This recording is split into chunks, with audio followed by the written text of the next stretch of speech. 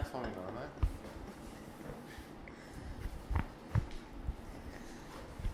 Olá, amigos, estamos aqui com grata satisfação. Peraí, Patrícia, deixa eu te acomodar, vá agora. Pô, menina, tu tá afobada, viu? Vá. Nunca me abençoe com um suplício tão rápido assim, vá.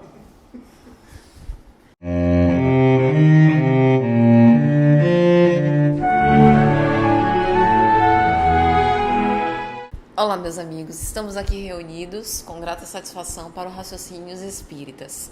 Essa é uma tertúlia iluminativa, assaz especial. Nós vamos abordar os laços familiares à luz do Espiritismo e algumas visões de convívios, de relacionamentos, de vínculos nesse jaez. Então, nós pretendemos aqui falar sobre celibato, casamento, sobre o desenvolvimento de virtudes nesses relacionamentos e também sobre poliamor. E para começar, queremos nos lembrar de uma célebre questão em O Livro dos Espíritos, que diz o seguinte, questão 873. Kardec pergunta à espiritualidade: qual seria para a sociedade o resultado do relaxamento dos laços de família? Espiritualidade que o assiste e redargue a recrudescência do egoísmo. Então, meus amigos, já cedendo a palavra para vocês, nós temos que, através desses convívios, dos relacionamentos, nós vamos nos entendendo, projetando os nossos conteúdos internos, entendendo o que se passa conosco e construindo vivências. E com isso nós vamos amadurecendo virtudes e tentando nos despojar de vícios. Mas a convivência ela não é fácil. Em geral, os laços familiares estão recheados de antipatias anteriores, de necessidades de reparação. Então nós nos magoamos, nós também ofendemos o outro, mesmo que não queiramos. Então não é algo fácil.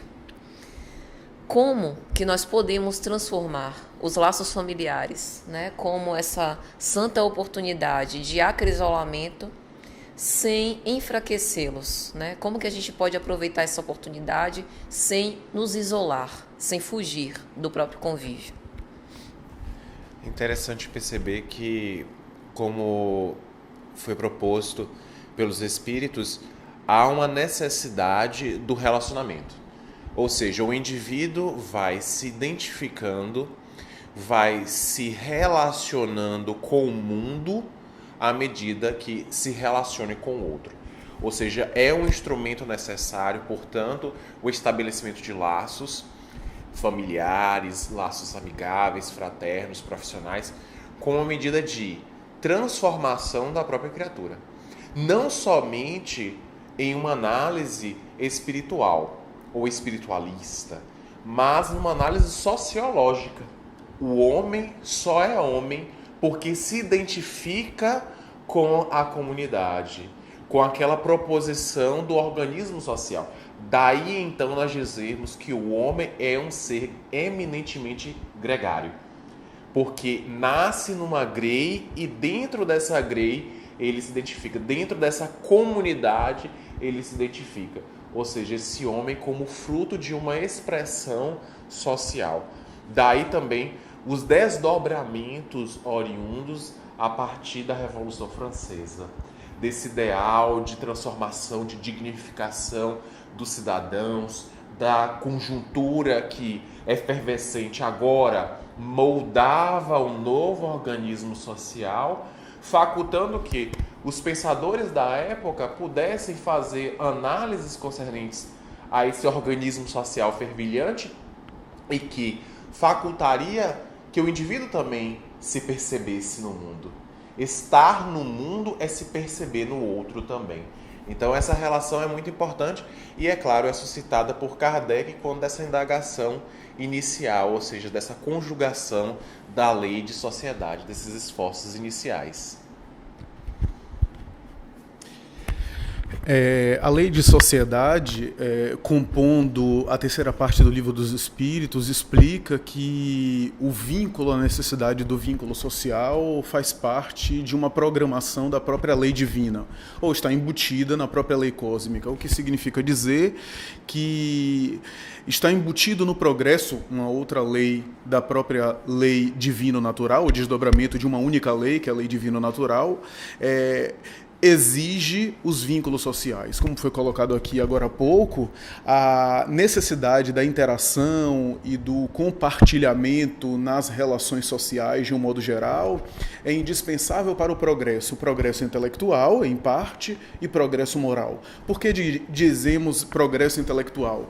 Porque, de um modo geral, o indivíduo pode aprimorar-se intelectualmente sem necessariamente estar interagindo, embora na interação ele também ganha muito, ele também acaba avançando muito, progredindo. Mas eu concedo o ensejo de alguém poder crescer no autodidatismo, né, nas buscas pessoais. Mas do ponto de vista moral, é indispensável a interação com o outro. Ainda que eu evolua e cresça em parte em buscas interiores, na chamada interiorização tão cara, por exemplo, do mundo oriental, a meditação, o silêncio interior, as buscas pessoais, que também fazem parte desse progresso, porque não são separados, né? A meditação, o recolhimento, mas isso é apenas parte do processo. O processo de desenvolvimento moral não é conseguido senão com um conjunto de elementos que envolve também a interação com os outros. Não foi por outra razão que na nota do item 774 de O Livro dos Espíritos, quando Allan Kardec aborda a questão dos laços sociais, ele vai dizer que os laços sociais são indispensáveis ao progresso. E mais adiante ele vai dizer que os laços familiares fortalecem esses laços sociais. Num silogismo, né, lógico, né, numa dedução lógica, se os laços sociais fomentam o progresso e os laços de família fomentam ou fortalecem os laços sociais, os laços de família, como diz Emmanuel, o Consolador, seria, digamos assim, a base para os laços sociais mais abrangentes de um modo geral. Por quê? Por causa daquele conceito que a gente já conhece em espiritismo, que é os laços de família são os ensaios dos laços sociais mais abrangentes que o espírito vai ter na vida social, na vida humana, na vida de um modo geral. Os laços sociais impõem um aspecto biológico, os laços familiares, perdão, impõem um aspecto biológico da consanguinidade e algumas tarefas que dizem respeito às exigências sociais, né? Eu me refiro aqui aos enquadres que me impõem os compromissos e deveres para com a família, né? O que me faz com que eu tenha com aqueles que são os meus determinados deveres, obrigações e também direitos, que de alguma forma vão se manifestar também na vida social de maneira mais externa, onde há algumas opções, né? Por exemplo, é aquilo que a gente diz popularmente, né? A vida familiar tem um certo caráter compulsório, mas a vida social e de amizade eu escolho os amigos que eu quero ter e assim por diante, né? O que de alguma forma me diz que eu vou funcionar e eu vou projetar-me também na vida social mais abrangente de uma forma como eu funciono na minha vida íntima, na minha vida familiar. Só para concluir esse meu comentário inicial, o que eu quero dizer é que nas relações eu coloco muito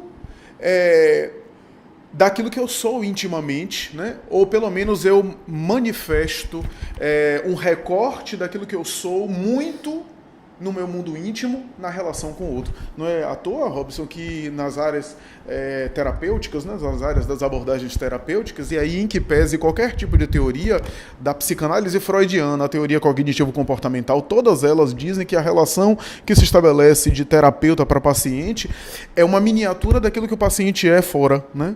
E em alguns momentos os profissionais da área, e você que é profissional que tem experiência nisso sabe, utilizam muitas vezes a forma como o sujeito está se relacionando com o terapeuta como recorte, né? E como uma espécie de vivência prática daquilo que ele, em alguns momentos, responde e reage na vida familiar, na vida cotidiana, porque a gente sempre está se revelando na forma como a gente se relaciona com os outros, né? E é claro, as relações mais íntimas revelam mais. Sempre revelam mais, né? Revelam tanto o outro mais, como revelam a nós mesmos também mais na vida íntima de relação, porque colocam para fora as grandes virtudes e os grandes as grandes imperfeições que precisam ser corrigidas, né? Então é interessante isso porque dos ensinamentos básicos e mais importantes do Evangelho de Jesus e que passa às vezes despercebido é a convivência. Porque se você for ver a própria volta de Jesus na sua ressurreição para estar com os discípulos é uma lição de convivência, porque se diz normalmente que a lição do perdão é o final de Jesus no corpo. Mas ele quis dizer no retorno a Emaús, principalmente, que a convivência é um desafio que vai além do perdão. Porque eu posso perdoar e não querer conviver, né? Eu posso não devolver o mal e não querer conviver. A convivência é mais desafiante, porque a convivência tem a ver com esses atritos que dizem respeito. E é claro, como o escopo do tema aqui também toca nas relações familiares, as relações familiares trabalham muito o indivíduo, porque jogam para fora as questões mais urgentes e mais caras que às vezes passa despercebida em uma relação mais superficial, uma relação mais social, mas com uma certa distância regulamentar, né? Nós precisamos desses dois espaços para a interação. Nós precisamos do espaço exterior e nós precisamos do espaço interior da família. Lá fora, nós nos distanciamos de nós mesmos. Nós somos elegantes, nós somos educados. Por favor, sente-se aqui. Mas quando a gente chega em casa, quem mandou você sentar num lugar que você sabe que é meu, né? Então saia daí que esse lugar é meu. Então é dessa forma que a gente vai se conhecendo. Lá fora, nós nos adaptamos e produzimos uma neurose, na verdade, porque precisamos ser aceitos. Então, lá fora, eu sou não quem eu sou verdadeiramente, mas eu sou aquele que o outro me aceite. Então, eu caminho me despedaçando, né, deixando um rastro de pedaços de mim, porque enquanto eu me aproximo do outro, eu vou idealizando o que é que ele espera de mim, o que é que ele quer ouvir de mim, que tipo de pessoa ele quer que eu seja, e vou me jogando aos pedaços, e me reconstruo em casa. Costumo ouvir que diz assim que nós nos exacerbamos próximos daquele que julgamos ser amados, ou esperamos que aquele que nos ama nos aceite do jeito que nós somos. Então, alguém disse até assim, poxa, a sua voz é calma, passa uma tranquilidade, eu vou convidá-los para ir lá em casa para perguntar se realmente lá eu sou desse jeito, né? Mas é assim que a gente se constrói, é assim que a gente se aperfeiçoa, é assim que a gente se transforma. E nós precisamos literalmente desses dois espaços, dessas duas famílias, né? Nós precisamos nos idealizarmos como pessoas cada vez melhores, trabalhando a empatia para não idealizarmos aquilo que o outro espera que a gente seja, mas que a gente seja capaz de perceber a dor do outro ou a necessidade do outro. E precisamos do ambiente familiar também para que a gente possa se rebelar, se revelar. Quando dizem que santo de casa não faz milagre, é exatamente por isso, porque em casa a gente se revela, né? O nosso inconsciente aflora. Então as pessoas vão dizer, poxa, mas quem é você para me dizer para perdoar? Quem é você para me dizer que eu devo amar, né? Se você não é essa pessoa plena como você quer que eu seja. Então, é por isso que santo de casa não faz milagre, porque nós convivemos na família com as pessoas por mais tempo. E toda convivência por muito tempo produz um detalhe, uma coisinha básica, intimidade. E quando a gente produz intimidade, o nosso inconsciente se revela, o nosso verdadeiro eu sai, né, de dentro de nós, das nossas sombras. E nós precisamos aproveitar para enxergar esse verdadeiro eu dentro do seio da família e com coragem, com seriedade, se trabalhar com o propósito de se tornar pessoas melhores, para que lá fora a gente não faça muito esforço no trânsito das nossas personas, né? Do profissional para o amigo, para o companheiro, que a gente não precise fazer muito esforço para representar os papéis que a sociedade espera da gente. Muito bem. Bom, então, como nós vimos que os laços familiares são esse laboratório, que dentro da família a gente tem uma espécie de maquete daquilo que a gente vai encontrar na humanidade, né? Nós vimos que então nós somos arrastados por uma espécie de tropismo, né? Como Joana de Ângeles vai falar em uma de suas obras. tropismo do amor. O amor é o nosso móvel de ascensão e também é o produto do nosso acrisolamento e da nossa evolução. Muito bem. Então, isso significa necessariamente que nós precisamos da família para poder desenvolvermos esse esforço de ascensão, porque assim for, então as pessoas que optam, por exemplo, pelo celibato, né, que elas decidem não se consorciar, não formar a sua própria família, elas têm uma grande dificuldade e um grande risco. Quando elas se internam na sua própria individualidade, elas não têm essa oportunidade de, nos laços familiares que ela própria vai conceber, conviver com o outro, ela pode, teoricamente, estar perdendo uma grande oportunidade de evoluir. Então, a pergunta que eu me faço é: quais são os cuidados, quais são os desafios, como um celibatário ele pode, uma vez feita essa sua opção, mesmo assim aproveitar a oportunidade de, nos vínculos que ele estabelece, evoluir, né? É como se ele ousasse, mantendo os vínculos familiares que ele já tem, por exemplo, vínculo de pai, de mãe, ele ousasse já partir para fora e já tentar ensaiar do lado de fora, né, na humanidade, expandindo esses afetos para a fraternidade, aquilo que ele faria em casa. Mas nós já estamos num patamar evolutivo em que isso pode ser possível?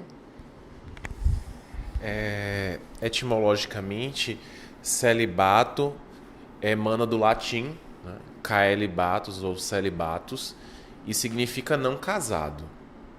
Então, inicialmente, é interessante nós percebermos o desdobramento da língua.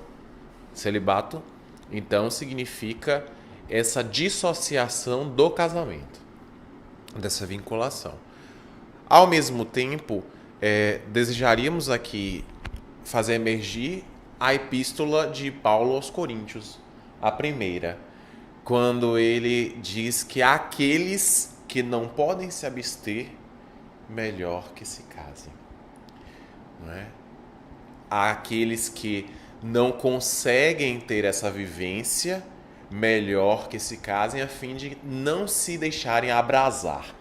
Ou seja, há um conteúdo aí que nós não podemos dispensar, principalmente quando se fala em laços de família, essa vinculação celibatária, desse abrasamento das paixões, ou seja, dessa tentativa de encobrir algo que está na própria criatura. Ao mesmo tempo que, não estando casado, o indivíduo, portanto celibatário, poderia também conviver bem, poderia também ter uma boa relação com os demais. O fato é que necessariamente é necessário que o indivíduo promova, como você mesmo colocou, Paty, esse tropismo em direção ao amor, ou esse deotropismo, que também Joana de Ângeles se utiliza como uma forma de busca dessa vinculação paterna, essa paternidade divina em nós, como um mecanismo de promoção do autoencontro, do autoconhecimento, deslindando-nos caracteres perturbadores, que podem estar nos indivíduos celibatários ou não celibatários. Então não é propriamente essa constituição celibatarista ou não celibatarista que iria fazer com que o indivíduo avançasse. Porque, como bem expõem os espíritos, ainda em O Livro dos Espíritos, o celibato em si mesmo não é meritório. Mas o tom que se dá ao celibato, no sentido da abstenção dos vícios, esse sim é que promove a modificação. É possível que, vivendo em família, sejamos celibatários. Celibatários do egoísmo, celibatários das iniquidades vinculadas às relações adúlteras, à promiscuidade, à lascívia. Então, é nesse sentido que devemos construir esse ideal de transformação íntima. E aqueles que optaram por uma vida celibatária, por uma vida de abstenção dessas potências vinculadas ao sexo, que consigam eles, efetivamente, se encontrando, libertar-se a pouco e pouco desses conteúdos perturbadores que estão em nossa matriz, fruto de nossa imprevidência, de nossa imperfeição. Então, aqueles que conseguem, ótimo, isso é importante. Talvez seja necessário para aquela criatura. Mas como Paulo colocou, é necessário também que se perceba a sua limitação. Não faça um esforço ingente, neurotizante, capaz de facultar até mesmo um atraso espiritual. Porque não estando o indivíduo preparado àquele cometimento, o faz e mais se perturba, e mais se complica. Então, a necessidade está nesse despertamento íntimo. E a partir desse despertar, a opção pelo celibato ou por uma vida conjugal, uma vida relacional. Eu penso que mais importante do que a escolha que fazemos é o que fazemos com essa escolha. Muitas vezes é necessário, isso depende do nosso grau evolutivo, passarmos pelo celibatário. Em outras vezes nós precisamos realmente nos unirmos a uma família. Alguns processos precisam acontecer para a elaboração do espírito. E todos eles apresentam uma propriedade. O que eu faço do celibato é o que importa, na verdade, né? Muitas vezes a gente está em família e destrói a família. A família tem também uma propriedade de produzir neuroses, né? Nós vimos hoje muitas crianças já entrando num processo terapêutico muito cedo, por força das pressões familiares. As famílias escolhem aquilo que a criança deve ser, o adulto que os pais querem que ela seja. Então, esses pais, muitas vezes, não estão preparados, mas tem um processo de reparação que precisa acontecer. É preciso, muitas vezes, que aquela família nasça de uma maneira contemporânea, ao mesmo tempo, para algumas reparações. Estando plenamente preparado para o exercício de uma família ou não. Muitas vezes também o celibato tem um papel de produzir uma introspecção, um questionamento sobre si mesmo, né? Do indivíduo, do uno. O que eu faço? Qual é o sentido da vida? Qual é o propósito?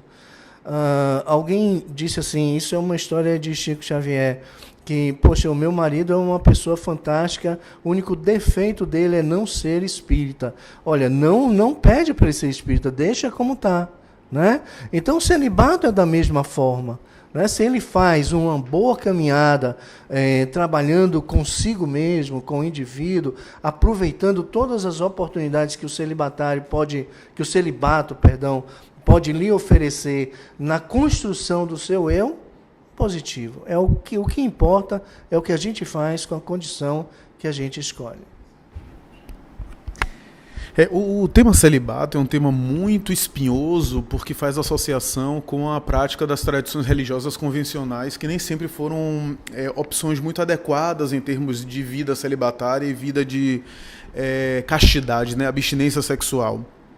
Via de regra, quando a gente fala em celibato, já se suscita uma espécie de preconceito e de resistência por conta dessa tradição religiosa, dentro da qual muitos indivíduos foram empurrados, inclusive, sem nenhuma vocação religiosa, sem nenhum temperamento, inclusive. Temperamento, né? Porque quando a gente fala em celibato, eu acredito muito mais em uma conexão com forma de lidar com a sexualidade do que necessariamente vínculo social ou não, convivência ou não. Porque a convivência é do indivíduo. O indivíduo pode estar dentro da família e pode se isolar. E pode não ter relacionamentos, né? Pode não interagir. Constituir uma família biológica e não ter interação. Está ferindo a lei de sociedade. Eu acho que celibato muitas vezes envolve ideais e opções de vida, né, que dizem respeito à vida sexual, e Emmanuel, na obra Vida e Sexo, quando examina essa questão, ele inclusive elucida isso, né, desde aqueles indivíduos que vêm numa vida de abstinência e de castidade por algum impedimento, resultado de provas do passado e expiações, né? Eu digo até em relação a patologias específicas que os fazem incapazes de viver uma vida sexual. No passado, como não havia muita compreensão a esse respeito, as pessoas se casavam e conheciam-se na lua de mel, e em algumas delas ficavam para a vida inteira numa vida de castidade compulsória, porque o outro era impedido de viver a vida sexual, de exercitar. Estou falando em impotência masculina, né, de impossibilidade feminina de viver a vida sexual plena. E aquilo afetava a vida de relação porque os laços eram indissolúveis, não havia divórcio, não havia separação. E eu acho, inclusive, uma prova muito pesada, porque a pessoa não optou por isso, né? A pessoa foi imposta num celibato compulsório, numa abstinência compulsória. Então, existem esses meandros, né? Dessa experiência, e Emmanuel vai dizer, há indivíduos que vêm com impedimentos para a vivência da sexualidade, que podem ser físicos ou psicológicos. Há tarefas específicas que a criatura vai abraçar aqui no mundo, que são impeditivas da vida matrimonial e da vida conjugal, né? O exemplo de Chico Xavier mais recente é um exemplo emblemático nesse sentido, né? Divaldo Franco também é um exemplo muito, muito emblemático nesse sentido, por conta de... Chico psicografava cerca de 14 horas, né? Chegava a psicografar 14 horas sem parar. Se você for contabilizar as horas que ele ficava na psicografia e no atendimento ao público, ele seria um pai de família ou uma pessoa que constitui família ausente e até irresponsável. Divaldo Franco, que passa mais da metade do ano dentro de avião, se ele se consociasse e constituísse uma família biológica, ele estaria, de alguma forma, negligenciando nesse sentido. Então, existem tarefas específicas, e aqui eu não estou entrando no mérito de evolução espiritual, né? Porque há espíritos também muito evoluídos que as suas tarefas não eram incompatíveis com a vida matrimonial. Isso é algo que não depende, né, irrelevante nesse sentido. Por outro lado, existe um preconceito com a vida celibatária, como se toda pessoa que optasse por celibato fosse uma pessoa, e aí há uma leitura freudiana nesse sentido, uma pessoa que tivesse recalque, uma pessoa que tivesse problemas, que eu acho que também é exagero. Não acho que seja por aí. Há pessoas que sinceramente optam por uma vida de castidade e que as suas opções são autênticas, são sinceras, por um ideal religioso, por um tipo de tarefa específica, né, por determinado tipo de visão de mundo, e até por uma educação sexual, né? Não necessariamente lesa a lei da sociedade. André colocou muito bem isso, fazendo referência, inclusive, ao Livro dos Espíritos, né, quando Kardec examina a questão. O fato do indivíduo não constituir família, ele não está necessariamente lesando a lei da sociedade nesse sentido, né? O recurso que a providência divina dá da convivência é indispensável para a pessoa evoluir. Seja na constituição de família biológica, seja nos vínculos que a pessoa estabelece de um modo geral. Se a pessoa estabelece vínculos evolutivos, no ou fora do celibato, ela está evoluindo, ela está crescendo. O recurso da constituição de família eu acho importante em certos aspectos, porque a vida de relação mais próxima tem determinado tipo de experiência, né, que dá grandes prazeres, como você falou, e dá grandes sofrimentos, né? Essa dicotomia gera neuroses, né, por conta dessa intimidade mesmo, porque potencializa os dois lados, né, na vida próxima, na vida íntima. Mas é um dos aspectos, não é todo, mas é um dos aspectos da experiência do espírito. Quanto mais íntima a relação, mais probabilidade de a gente se ferir, de a gente se magoar, né? Então, quase que um recurso que a providência divina nos enseja para que a gente possa não simplesmente bater a porta e fugir, né? E resistir, porque em alguns momentos, não que não possa também bater a porta e fugir, mas em via de regras, existem alguns impedimentos, alguns obstáculos maiores, né? Mas esse é um dos recursos, que se a criatura consegue desenvolver esses recursos de convivência para além dos liames consanguíneos, ela está também obedecendo à lei de sociedade, ela está também respeitando esse progresso. O outro aspecto da constituição de família diz respeito a determinados espíritos, quando a família constitui filhos, né? Determinados espíritos que têm necessidade de conviver com aqueles seres ali, né? E que se corporificam por intermédio da fecundação e da reencarnação, que aí é um outro desdobramento dos laços familiares, né? A necessidade de determinados espíritos mergulharem na matéria e viverem o papel de filhos, né, que é essa outra experiência.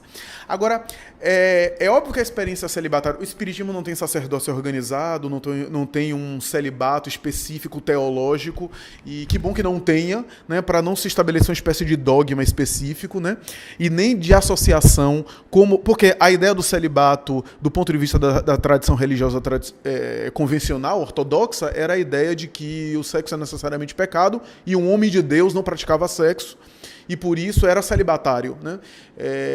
Até uma piada e uma colocação engraçada nesse sentido, que era o que o André colocou aqui, né? Fazia voto de celibato, mas não de castidade, ou seja, casar não pode, o resto podia. Que era essa ideia medieval do celibato de aparência, né? Mas é interessante porque essa é a ideia do sexo pecaminoso, do sexo impuro, né? E de um homem que era de Deus teria que ser puro nesse sentido, né? Por outro lado, quando a gente vê, por exemplo, que a moralidade do indivíduo, o espiritismo é libertador nesse sentido, não está no uso, ou na ausência do uso do sexo que ele faça, mas a forma de moral que ele se permite. Se há celibatários, por exemplo, autênticos e verdadeiros e legítimos, né? A gente tem vários exemplos, inclusive do meio espírita, né? E fora também, na tradição religiosa. Quando eu me lembro de um Gandhi, por exemplo, que chegou a ser casado, depois optou pela experiência celibatária, com repercussão, inclusive, em relação à própria esposa. Eu acho muito, muito bacana e muito interessante isso, para não haver aquele preconceito de dizer, não, toda pessoa celibatária é uma pessoa que está em conflito e em fuga. Existem os indivíduos que estão em fuga, mas não necessariamente. E Emmanuel vai dizer assim, o lamentável, André comentou isso de maneira sutil, né? O lamentável é aqueles que vão em forma de fuga, sem solucionar as suas questões para o celibato, achando que implodindo o conflito deixa de existir, e aí a gente vê os lances, ele diz assim, a gente vê os lances lamentáveis na igreja de pedofilia, de abuso sexual, de transtornos que poderiam ser evitados numa vida matrimonial convencional, numa vida de relação convencional, sem essa fuga psicológica. Então a gente vê esses extremos, né? Porque a verdade que eu nem me programei para falar isso, mas a verdade é que é uma mensagem de Bezerra de Menezes para o Chico, que ele diz que a gente ainda não conhece totalmente a vida sexual. A gente não sabe ainda como lidar com algumas experiências, especialmente na fase de transição da puberdade para a vida adulta.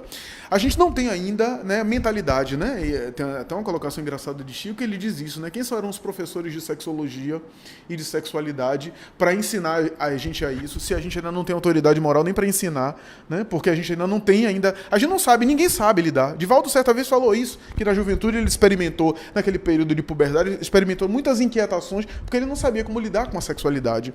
Ninguém sabe, na verdade. Ninguém sabe. São experiências difíceis, porque são atavismos muito fortes, né, que remontam à nossa evolução. E por isso, às vezes, os conflitos. E por isso, às vezes, o celibato, aí, de maneira negativa, que gerou até, aí Freud tinha razão, né, gerava até violência, né, o indivíduo não exercia a sexualidade e descarregava a sua abstinência, o seu recalque nos seus fiéis ou nos seus seguidores, né? Quando eu me lembro de Torquemada, era celibatário, mas era um inquisidor cruel, né? Talvez as chamas que ele ardia nas suas vítimas era a chama da sexualidade dentro dele, que ardia em labaredas, né? Quer dizer, um indivíduo que não conseguiu. E assim outros exemplos, né, que projetava. Os espíritos dizem o seguinte, em O Livro dos Espíritos. Eu não sei se eu vou ser fiel ao texto ipsilíteres, mas é mais ou menos assim. O celibato, por egoísmo, desagrada a Deus, e aí Kardec vai dizer, mas aqueles que não renunciam às alegrias da família, porque, convenhamos, também há alegrias da família, os vínculos, né? A renovação, o afeto dos filhos, a convivência no lar. E aí Kardec, aqueles que não renunciam à satisfação das alegrias da família para se devotarem a uma causa maior e a vínculos da família chamada universal, não evoluem com isso? E os espíritos disseram, isso é bem diferente. Eu disse por egoísmo. Todo sacrifício em prol de algo caritativo é duplo mérito e o indivíduo avança. Emmanuel, talvez ratificando essa informação, vai dizer, aqueles que optam por um celibato autêntico vivenciam uma fome de afeto a vida inteira, porque não são criaturas insensíveis, a não ser aquelas que têm um bloqueio, né? Mas se não tem algum problema físico, emocional, psicológico, elas vivenciam a vida sexual dentro delas, né? A sensibilidade, e Emmanuel diz, correm muito mais risco, né? Porque são muito mais sensíveis, né? E tem essa fome de afeto. E essas criaturas, ao renunciarem às alegrias da família, ele retoma Kardec, ao renunciarem às alegrias da família e viverem essa renúncia, se voltando para o bem comum, é claro que elas podem acelerar muito mais o seu progresso, elas podem evoluir muito nessa renúncia, nesse sacrifício pessoal, porque a gente fala do celibato como sendo episódios, mas assim, quando a gente vê, por exemplo, a vida de um São Francisco de Assis, né, a gente vê uma vida de um Divaldo Franco. Eu me lembro de uma colocação que o Divaldo Franco fez há anos, que nunca me esqueci, que ele dizia, apesar de toda a dedicação que ele tinha na Mansão do Caminho, em alguns momentos, quando ele chegava no seu quarto ali, fechava a porta, via uma angústia, né, uma sensação de um vazio muito grande. Ele atendeu multidões, mas ele fechava, vinha um mal-estar. Raul Teixeira comentou algo parecido nesse sentido, né, que ele sentia às vezes como se o teto caísse sobre a sua cabeça, né? Ele atendia as multidões, mas ao voltar ele sentia uma espécie de mal-estar, né?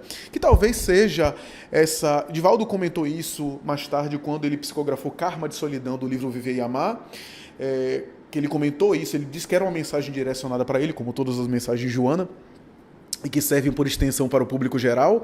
Ele comentou que não era falta de companhia, porque ele tem companhia, ele tem a satisfação, mas era a falta daquela alma com a qual ele se preencheria, né? A falta de uma companhia que talvez o entendesse, né? Muito mais do que a falta do sexo, era a falta daquela companhia que o entendesse, que o preenchesse, né? No conceito metafórico de Emmanuel da alma gêmea, né? Então, veja que são questões muito delicadas, né? Que envolve... Então, a gente vê, por exemplo, um Divaldo, um Chico, um Francisco de Assis, celibatários evoluindo. A gente vê o Bezerra de Menezes, que casou 2 vezes. Deveria ser muito sofredor para casar 2 vezes, mas, enfim. A gente vê Simão Pedro, apóstolo de Jesus, que foi casado, né? A gente vê Maria de Nazaré, Maria Santíssima, que talvez seja o máximo, Allan Kardec, que foi casado, e a gente vê um Gandhi, que optou por uma vida celibatária, e a gente vê outros apóstolos do Senhor também com a vida celibatária, o próprio João Evangelista, né? Eu defendo a ideia que o celibato é muito mais uma opção pessoal da consciência individual, que diz respeito aos reflexos da forma como eu conduzo a minha vida sexual, do que necessariamente a ausência ou não de laços de família, porque a família biológica é apenas essa miniatura, esse laboratório, como Patrícia falou, o recurso que eu tenho de evolução. Eu posso ter esse recurso fora da família biológica? Eu posso, na convivência, ter inclusive desafios maiores, né? Atritos, dificuldades, onde não há a compensação da compreensão. Mas isso é muito delicado, porque eu também posso ter uma vida celibatária onde eu tenho uma distância regulamentar de todo mundo, eu não me incomodo com ninguém, e aí eu não tenho o preço a pagar das renúncias dentro da família, né? A gente vê, por exemplo, que os pais terrestres têm renúncias, né? Renúncias físicas, renúncias financeiras, renúncias de tempo, né? Renúncias materiais, né? E que eu posso optar por uma vida celibatária onde eu tenho uma vida socialmente um pouco superficial, onde eu acabo não me incomodando um pouco com a convivência mais próxima com ninguém. Também tem isso, né? E, por outro lado, eu não tenho nem despesa financeira, nem alteração física, no caso da mulher, porque tem algumas mulheres que optam por engravidar, optam por não engravidar porque não querem ter alteração física, não querem perder a forma física. O homem não quer ter despesa financeira com filho. E opta por uma vida celibatária nesse sentido, com uma certa distância regulamentar. E aí entra, inclusive, para as relações sexuais mais superficiais, né? Onde eu me satisfaço minhas necessidades sexuais, mas não tenho comprometimento, não tenho um vínculo, né? Perfeito. Então, nós vimos que o egoísmo ele faz parte da essência do indivíduo, seja ele celibatário, seja vivendo em família, né? O que importa é essa intenção interior, é esse móvel dele. E aí eu faço uma pergunta. Dr. Jorge Andréa, no seu livro Forças Sexuais da Alma, no capítulo 5º, quando ele vai falar de êxtase sexual, e aí ele começa a delinear como que é a formação dessa potência sexual. Emmanuel, na obra Vida e Sexo, ele já disse, né, que cada ser nasce com uma carga erótica. Todos nós, invariavelmente, nascidos, fomos sob o patrocínio do sexo, né? Então, o sexo, na verdade, é uma grande energia criadora. Quando uma pessoa opta pelo celibato, ela não pôs fim a essa fonte de energia criadora. Ela continua ali, no imo do ser, gerando vitalidade, mas esse ser optou por não vitalizar, por não direcionar essa fonte de energia criadora para essa finalidade reprodutiva, né? Ou do exercício do sexo que não seja com fim reprodutivo, mas pelo prazer. Então, a pergunta que eu faço é imperativo, portanto, para o celibatário conduzir essa fonte de energia criadora para outro fim, e aí a gente entra no conceito do celibato por egoísmo ou celibato por abnegação. Essas grandes almas, né, que vocês citaram, como Gandhi, como o próprio Bezerra de Menezes, Chico Xavier, Divaldo Franco, eles converteram todos esses anseios das suas próprias almas para um fim fraterno, para um ideal mais elevado, né? E a gente observa, por exemplo, os adolescentes que ainda estão no despertar dessas forças sexuais, eles, por haver um problema, né, uma limitação da própria sociedade de direcionar a educação moral no sexo, perturbarem-se, né? Embora essa necessidade de ter esses ideais, ela seja latente em todos os nós de indivíduos. Então, como optar, né? Como fazer essa opção que exige uma grande renúncia de si, né? Das felicidades, como o Flávio falou, dessas compensações que eu poderia ter dentro da família, como que eu posso me sentir feliz? Ou seja, não me tornar um celibatário misantropo, melancólico, acabrunhado, não ter inclusive um recalque, ser algo amargurado e converter isso num manancial de bênçãos, né? Interessante que no início nós dissemos que celibatário em si mesmo, na raiz etimológica, é aquele que é não casado. Ou seja, há uma vinculação com a abstenção sexual, com a prática sexual. Porém, há no indivíduo o aspecto da sexualidade. Essa pulsão do eros, essa pulsão sexual, que já foi também mote dos estudos freudianos e que faz parte de todos nós. Ou seja, essas energias fazem parte de nossas vidas, são indispensáveis. À medida que eu não as encaro, obviamente, surgem os processos recalcados, os processos reprimidos. E toda essa repressão, mais tarde, vai se desembocar em transtornos de variada ordem. Então, nesse sentido, é importante que essas energias sejam direcionadas, sejam drenadas a fins altruístas, a fins edificantes, a fins criativos. Costuma-se aventar, por exemplo, no sentido dessa utilização dessa boa energia, até mesmo nos vultos que Flávio trouxe, que você reforçou também, Patrícia. Porque esses indivíduos, não se utilizando dessas forças sexuais, conseguiram então projetar no mundo exterior aquilo que traziam no mundo íntimo. Então, essa força da vida, essa pulsão de Eros, nesse sentido, como essa força vinculadora da vida, fez com que eles tivessem mais entusiasmo, ou seja, o Deus em mim projetado para fora.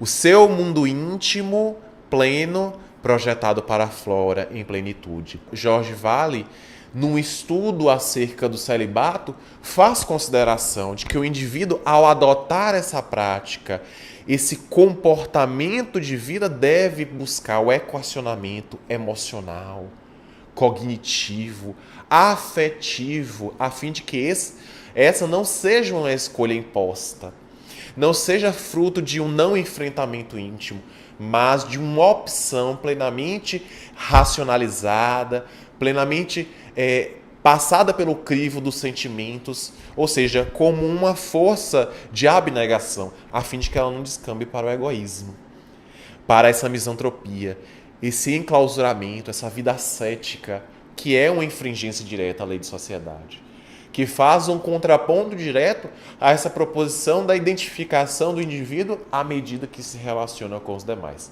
É necessário viajar para o íntimo sem esquecer o mundo exterior. É necessário conviver com o mundo sem esquecer as suas potências íntimas. A matriz, portanto, do celibato está posta no equilíbrio, nessa boa vivência, nessa convivência consigo e com a exterioridade, de maneira que possa conduzir essas energias da melhor maneira possível. Abnegação ou egoísmo? Acredito que a questão ela está exatamente na elaboração da escolha. Na medida em que o indivíduo está convicto dos seus propósitos, ele não vai produzir frustrações, ele não vai produzir renúncias impostas, ele vai elaborar a sua escolha e vai traçar o seu caminho e fazer bem aquele papel a que ele se propõe. Mas na medida em que, por uma razão qualquer, e esse termo egoísmo é apenas uma das causas possíveis, né, do celibatário, mas existem outras razões patológicas, razões comportamentais, né, e outras tantas, e elas não propiciam o indivíduo, não lhe facultam a elaboração da sua escolha. E quando não há uma elaboração daquele propósito, a situação ela não fica bem resolvida e vai produzir consequências danosas e indesejáveis. A sexualidade ela é uma energia e quando ela é reprimida, ela não consegue ser contida e ela vai ser canalizada para qualquer outro tema, né? Ou seja, para um time de futebol, ou seja, para um partido político, e a gente vê fanatismos em todos os pontos, em todos os temas, em todos os assuntos. Isso pode ter uma origem, né, numa sexualidade um tanto quanto reprimida, não necessariamente ausente da vida, né, mas reprimida de alguma forma, uma falta de elaboração, e que faz com que essas energias sejam canalizadas de uma maneira enfática, violenta ou exacerbada para outros temas da vida. Mas a questão está na elaboração daquilo que eu escolho, no trabalho, na identificação com a causa. E se eu renuncio com um propósito compensatório, que por consequência vai me compensar, a vida flui tranquilamente. Mas na medida em que por uma força externa qualquer eu apenas renuncio, isso vai produzir os efeitos de uma renúncia, de uma frustração, vai acumular e vai explodir ou se expressar de uma forma indesejada mais adiante em algum momento da vida. O que é interessante pensar é que a força sexual é uma força muito poderosa. Não apenas na obra citada por Jorge André, que é uma obra riquíssima, a obra Forças Sexuais da Alma e algumas outras obras que Jorge André escreveu são obras de uma sofisticação intelectual, de uma produção, em que pese alguns trechos possam ser até discutidos e são discutíveis como qualquer obra, mas assim, em termos gerais, a abordagem que ele faz da força sexual, da libido, resgatando não apenas um pensamento freudiano, que coloca a libido como sendo a energia da vida, né? Como sendo esse impulso de criação, e Joana ela se apropria um pouco desse conceito para dizer que é criação, seja de formas físicas pela fecundação, pela reprodução, seja de formas espirituais, como é no caso da sublimação, né? Eu estou me referindo ao texto Sublimação das Forças Sexuais, ou da função sexual do livro O Despertar do Espírito, logo no final da obra. O que significa dizer, e mais uma vez citando Joana, que como essa energia exige movimentação, ela precisa ser movimentada de alguma forma. Seja movimentada no uso da sexualidade que gera... Eu achei muito bonito, Divaldo, recentemente num congresso, isso foi veiculado na internet, um congresso, se não me engano, nos Estados Unidos, ele dizer que... às vezes os indivíduos ficam até dentro de casa, por exemplo, até marido e mulher que são espíritas ficam aplicando passo a toda hora, faz evangelho, tem que aplicar passo um no outro. Ele diz assim, às vezes até na intimidade sexual existe um passe, quando o vínculo é feito de amor e há uma renovação e uma transmissão de energia positiva, porque há uma troca de hormônios psíquicos. André Luiz falava isso em Missionários da Luz. Hormônios psíquicos. Em vez de a gente ficar apenas no ritual de trocando passe um com o outro, às vezes de maneira até desmesurada, demasiada, afinal de contas, há momentos específicos para o passe, não estou contra o passe. Mas da mesma forma que a gente aciona essa força sexual para a chamada coabitação carnal, a gente aciona essa mesma energia para outras produções intelectuais, culturais, etc. Joana, ela coloca uma coisa que eu achei interessante no capítulo citado, que é o seguinte: mesmo um casal que não vive em abstinência sexual e que está exercitando o carinho e o afeto recíproco, está sublimando. Notem que os casais jovens que começam a vida sexual, normalmente começam uma vida sexual intensa. Muito comum um relato, né? No início, eu queria uma vida sexual toda hora, né? Os jovens costumam dizer isso. Ora bem, é a função sexual. Aos poucos, se existe afeto verdadeiro, se não existe o desinteresse, porque a função sexual vai diminuindo e passa a ter desinteresse pelo outro, porque o outro é usado apenas como objeto. Mas se há afeto verdadeiro, aquela função sexual vai sendo redirecionada no aperto de mão, no carinho, no abraço, no afeto, no afago. Isso também é sublimação. Isso também é uma sublimação sexual. Não é uma sublimação como é o caso da castidade, que exige um esforço muito maior do indivíduo, um controle muito grande, né? Joana tem uma mensagem que ela especula que o espinho da carne de Paulo era a função sexual, porque ele era muito viril nesse sentido, né? Muito viril, e como perdeu a noiva querida, né? Por conta da sua própria precipitação, ele optou por uma vida celibatária e que exigiu dele um esforço muito grande nesse sentido, para canalizar inclusive as forças na oratória. Por isso ele era incansável. Por isso outras pessoas eram incansáveis. O próprio Chico Xavier, que eu citei aqui, 14 horas, a própria irmã Dulce, que era franzina e frágil, mas tinha uma energia incansável. Aquilo ali eram as forças sexuais, que nós também temos. E quando a utilizamos, quando não vivemos uma vida exclusivamente genital, seja na parceria sexual, seja não, quando nós as direcionamos, essa fonte de disposição é canalizada para aspectos culturais e espirituais relevantes, né? Então isso eu acho muito interessante, porque a gente ainda não consegue utilizar essas potencialidades que a gente traz em nosso mundo íntimo. Excelente. Então, a gente já caminhando para o final, o que a gente pensa é o seguinte: hoje, em nossas relações odiernas, a gente tem visto o desalinho pululando, principalmente nas relações quando a gente vai montar parceiros sexuais, né? Então, a gente se relaciona com as pessoas, tem essa introdução à sexualidade, e muitas vezes a gente se equivoca e vai trocando de parceiros até encontrar aquela pessoa com a qual a gente se compatibiliza e decide formar um lar.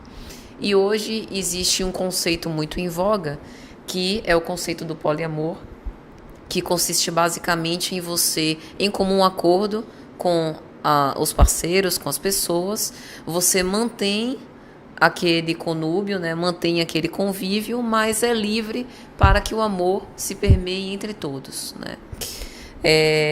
Esse conceito, de acordo com a doutrina espírita, é um tanto quanto controverso, porque nenhum livro dos Espíritos Allan Kardec já havia sido esclarecido com respeito de que onde há poligamia, na verdade há sensualidade e não verdadeiro amor, né? Quando ele vai falar sobre o casamento, e é o mesmo capítulo quando ele fala do celibato.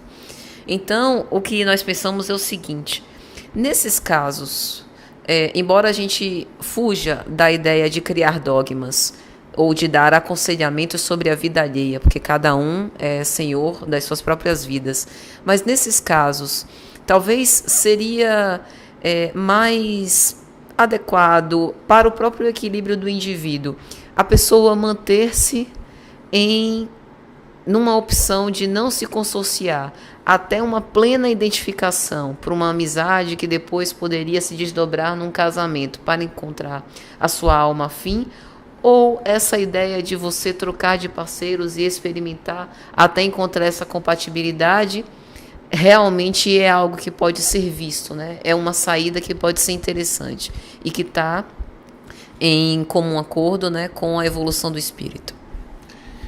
Interessante como você fez a exposição, Paty, porque efetivamente respeitando-se o livre-arbítrio e as opções de cada qual, Joana de Ângeles, na obra da série psicológica, fazendo um recorte acerca dessa lei de sociedade, mais precisamente desses laços de família, das uniões conjugais, dirá que a monogamia é um avanço, é um instrumento progressista da sociedade, justamente por fortalecer o elan dessa miniatura que é da própria sociedade.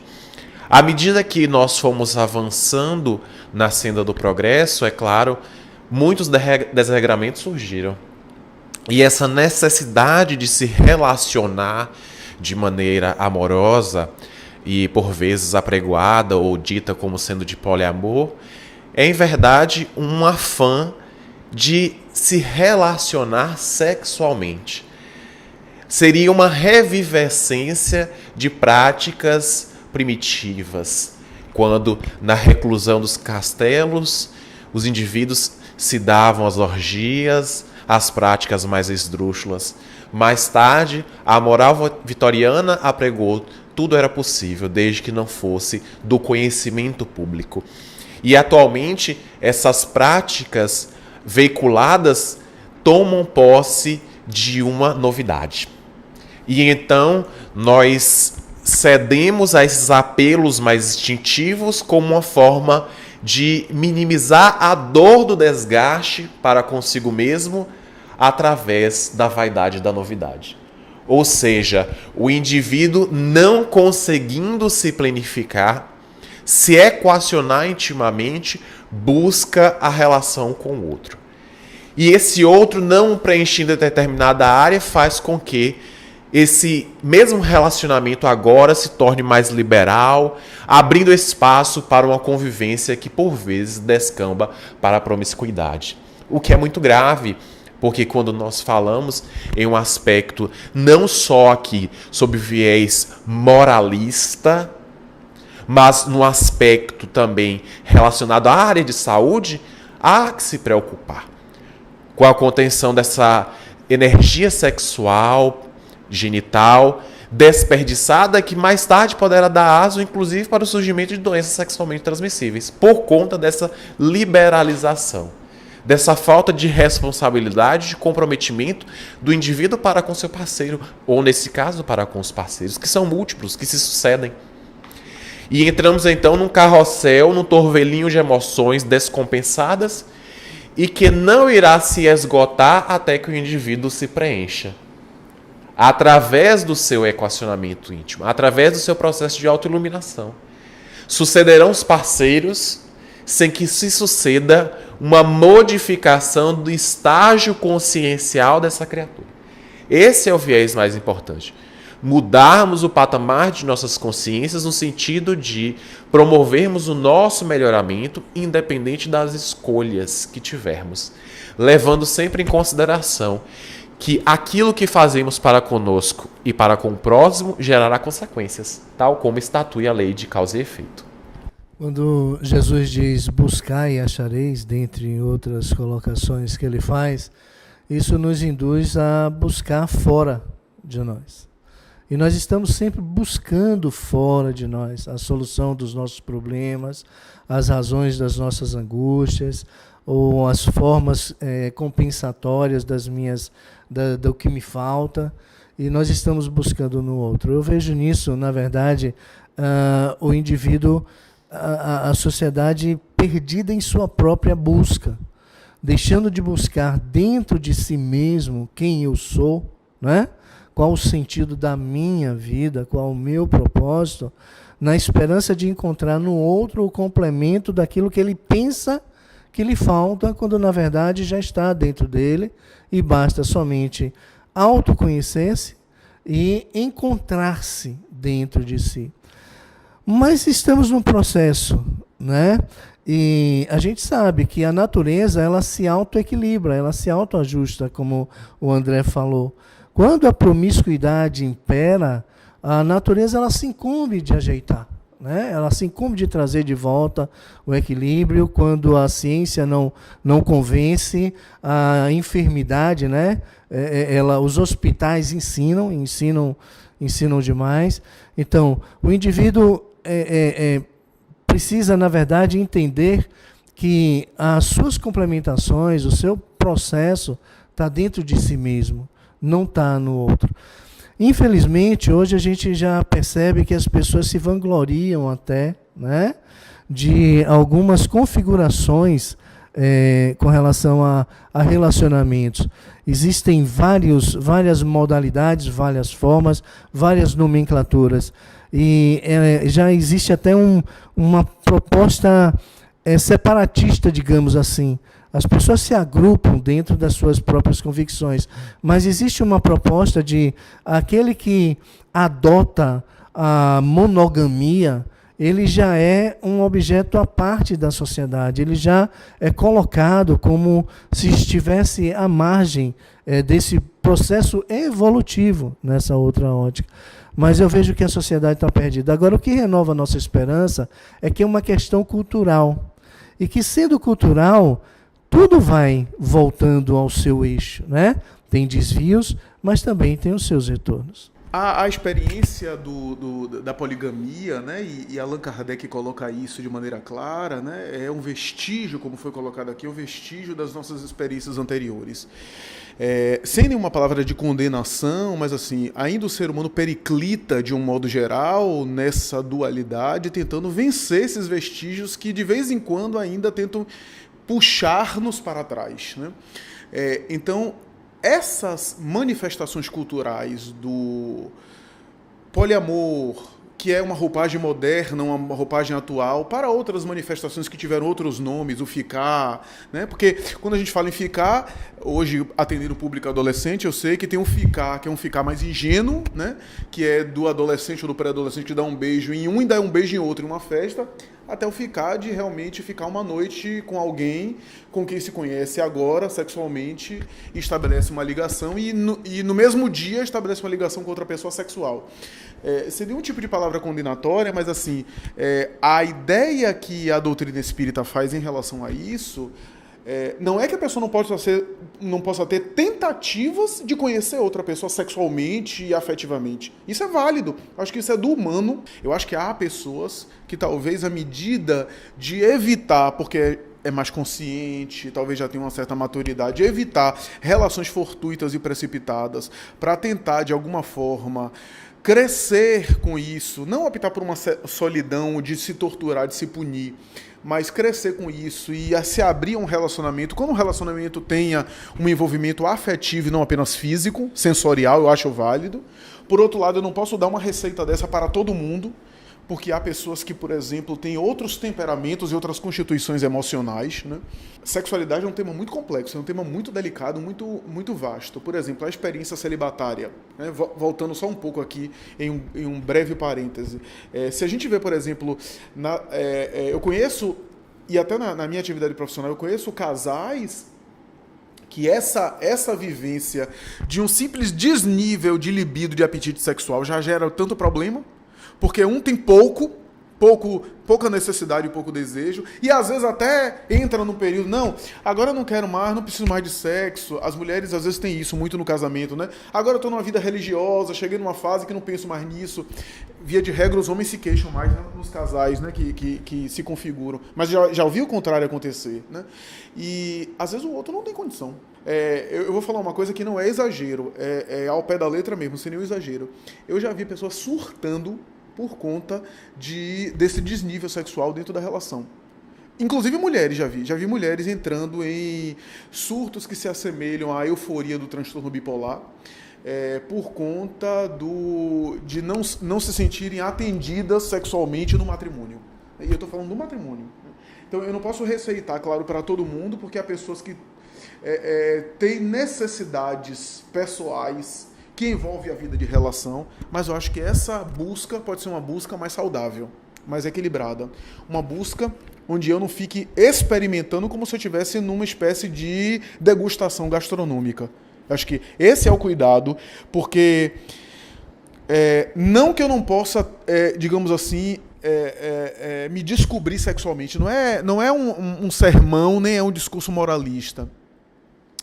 A preocupação maior, talvez, seja no seguinte: à medida que eu vou estabelecendo ligações com outras pessoas sexuais, eu não sei se as outras pessoas vão estabelecer ligações só sexuais comigo.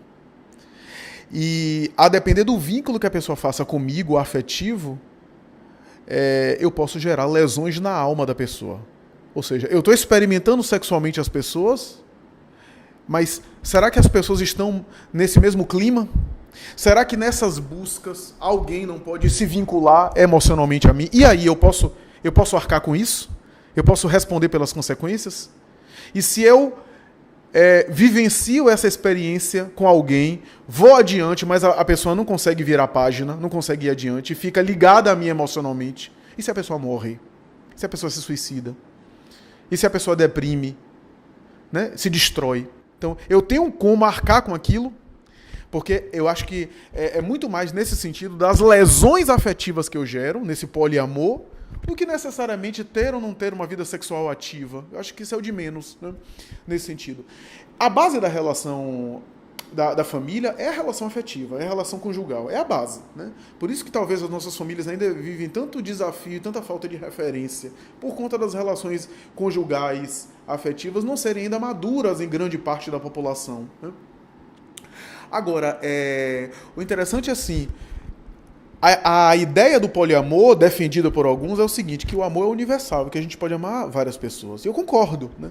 Mas eu acho que o amor é universal no sentido de querer bem as pessoas, o que não significa dizer que eu preciso, em nome desse amor, compartilhar experiências sexuais com todo mundo. Porque o amor é universal, mas o desejo precisa ser exercitado em contextos equilibrados, específicos.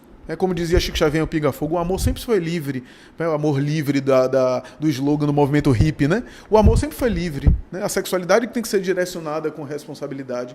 Então, eu acho que tem um pouco disso daí, porque a colocação de Allan Kardec desse retorno primitivo é porque eu não duvido que haja amor em experiências sexuais imaturas e experiências fortuitas. É possível haver amor, mas é um amor sensorial, né? Eu acho que, às vezes, a fome de afeto nos faz buscar pelas vias da sensorialidade, né? Eu acho que Maria Madalena tinha fome de amor e buscou pelas vias sexuais essa fome de amor que Jesus entendeu. Jesus sabia que ali existia fome de amor, né? Existia muita carência de amor, só que ela estava buscando pelo lado errado, né? Pelo lado menos adequado. Então, eu acho que nesse poliamor há muita carência, há muita sede de amor, né? Mas uma busca que não se sacia. Então, é interessante pensar o seguinte, que todas as buscas são válidas, mas até que ponto eu não estou reforçando o meu lado apenas sensorial, dos apetites físicos, né? Nessas buscas que também entediam, que também saturam, né? Que também tem um limite biológico e até psicológico. Então, eu acho que se as relações, de um modo geral, são recursos evolutivos e as relações amorosas, afetivas, sexuais, são elos de ligação para empresas ou empreendimentos espirituais mais contundentes, no caso, por exemplo, a ligação sexual de um casal para o matrimônio, a vida familiar, a vida afetiva, ou seja, o sexo é aquele magnetismo que aproxima as almas, né? E que às vezes até sustenta as almas, até equilibra as almas, mas não é suficiente para manter um vínculo mais profundo, né?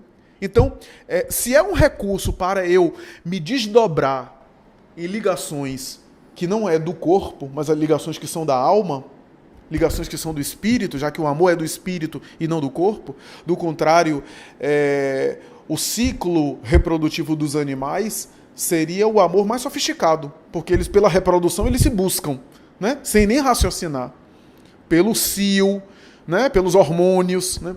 Eu acho que isso é convite para amadurecimento dessas sensações, em busca de sensações e de sentimentos mais contundentes, mais sofisticados, né? Então, quando eu busco a experiência afetiva apenas pela sensação, eu estou me privando do resto. E estou ficando apenas naquele mecanismo sensorial mais básico. De uma forma bem amorosa e sem nenhum julgamento, é como se eu estivesse empobrecendo a minha experiência da lei de sociedade. Como se eu estivesse empobrecendo a minha vida social, né? Apenas ficando no limite daqueles impulsos, né? E daquelas sensações mais superficiais, mais de periferia. Eu acho que é mais ou menos nesse sentido que a gente deve considerar essas relações de poliamor, né? Que na verdade é mais polierotização do que poliamor, né? Porque o amor não necessita do ingrediente sexual para se manifestar. O amor vai além, né? Há sexo com amor e há amor sem sexo. O amor permeia tudo isso, mas vai além do sexo, né? E o sexo é apenas uma forma de exprimir afeto em determinado contexto, né? Vivendo a vida sexual ou na abstinência sexual, a gente tem sempre sexualidade. E a sexualidade é esse magnetismo que aproxima as almas. No casamento, no celibato, a sexualidade está aproximando as almas, né? Porque, por exemplo, um Divaldo, eu vou citar os celibatários, um Divaldo, um Chico, tinha tanto carisma, era também da sexualidade, era a irradiação, porque a sexualidade não é a genitália, são as expressões psicológicas, né? Como é que eu uso isso, como é que eu direciono isso? Magnetismo, é contagiante. Então, por exemplo, um jovem desse que está no poliamor, se ele é colocado na casa espírita para aplicar paz, ele tem muita energia para dar paz. Porque é a mesma energia sexual que ele usa no poliamor, no barzinho, gastando energia de uma maneira talvez não tão funcional. O convite, né, de toda essa experiência, né, que move a libido, né, que trabalha a libido dos indivíduos, repetindo, no celibato, fora do celibato, na usança convencional do sexo ou de outra forma, a gente está trabalhando, na verdade, essas potências da alma, para os sentimentos de amor mais elevado, né, para a fusão mais contundente, que passa pelos atritos, que passa pelo... eu acho que o desafio, talvez, da abstinência sexual, Patrícia, nas relações do celibatário, diz respeito ao seguinte: como é que eu garanto os vínculos evolutivos que eu tenho sem aquela compulsória que a vida, por exemplo, familiar me exige, né? Porque na vida familiar eu tenho uma compulsória garantida pelo laço sexual que se estabeleceu no casal. Quando eu falo laço sexual, a rigor é mais do que isso, né? Como é que eu mantenho isso numa vida celibatária?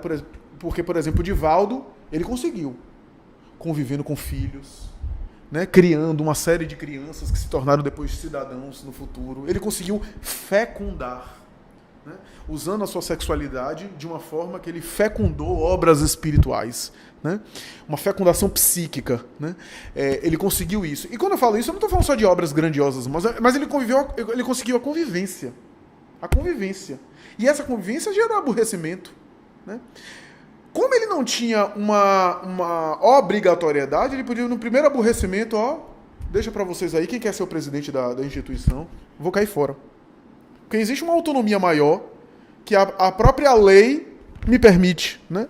Diferente de, por exemplo, eu abandonar a família e vem execução penal, vem pensão alimentícia, vem ação de alimentos, que eu tenho que garantir a vida da família que eu constituí, eu não posso fechar as portas, a própria legislação exige isso. Então, eu acho que esse é o desafio de constância e de estabilidade, né, das criaturas, para não ter uma vida celibatária também, como você fala, do poliamor. Eu não caso, mas eu tenho um poliamor, eu só tenho a parte do gozo, a parte do prazer sensorial, mas não tenho a outra parte, né? Que é essa parte que me exige me aprimorar, né? Me exige me trabalhar, né? Me exige, né, o tempo todo crescer, né? Então, quando Emmanuel diz assim, pensamento e vida, a sua família o reflexo, eu acho interessante isso, a família é o reflexo, os reflexos condicionados dos seus pensamentos, né? Ele diz isso no capítulo Família de Pensamento e Vida. É como se ele dissesse assim, pegue você, divida aí por 4, multiplique por 4, né? E depois faça a média, né? A média geral, né? E olhe para os seus familiares. É você, no espelho, né? Essa família pode ser biológica ou não, né? Mas, digamos assim, é o reflexo de mim mesmo nas relações que eu estabeleço. E acho que o desafio é justamente esse, né? É essa experiência que transmuta a força sexual mais instintiva, do instinto de reprodução, em reproduções mais, né, contundentes e mais sofisticadas.